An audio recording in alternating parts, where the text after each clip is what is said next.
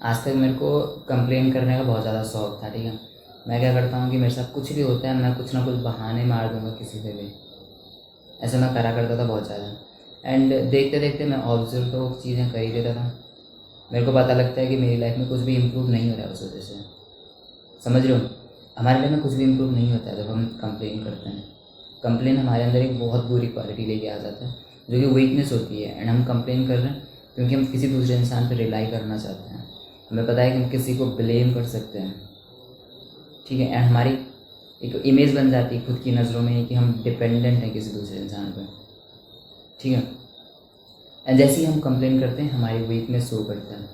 So first thing you need to keep in your mind, जो आपको हमेशा याद रखनी है, फिक्स और सेटल, ठीक है। इस रूल को हमेशा अपने दिमाग में रखना है। या तो चीज़ें फिक्स कर दो या बस चुप रहो, मुंह बंद करके कुछ भी नहीं बोलना है। कंप्लेन हमारी वीकनेस बन जाती है जब हम कंप्लेन करते हैं, और उस कंप्लेन से हमें कोई बेनिफिट भी हो रहा है। बेनिफिट हमारी रियल लाइफ में तो नहीं होता है, बट लोगों की जो हमारे ऊपर एंगर निकल सकता है, हम उससे बच सकते हैं। लोगों की हमारी जो डिसरिस्पेक्ट हो सकती है, क्या पता हम उससे बच जाएँ उस मोमेंट के लिए। इसलिए हम उसको एक मास्क की तरह यूज़ कर सकते हैं, अपने बेनिफिट के लिए उसे यूज़ कर सकते हैं। That's what you need to understand. तो कभी भी कंप्लेन मत करना, बिकॉज कंप्लेन की वजह से हमारी लाइफ में तो कुछ भी बेनिफिट नहीं होते हैं। उल्टा हम और ज़्यादा वीक बन जाते हैं।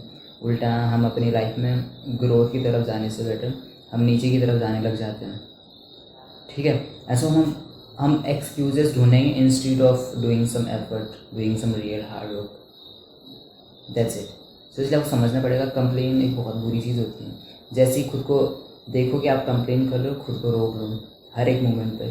देखो कि कंप्लेन तो नहीं करनी है बिल्कुल भी, ठीक है। क्योंकि मैं करा करता था ये चीज़ बहुत।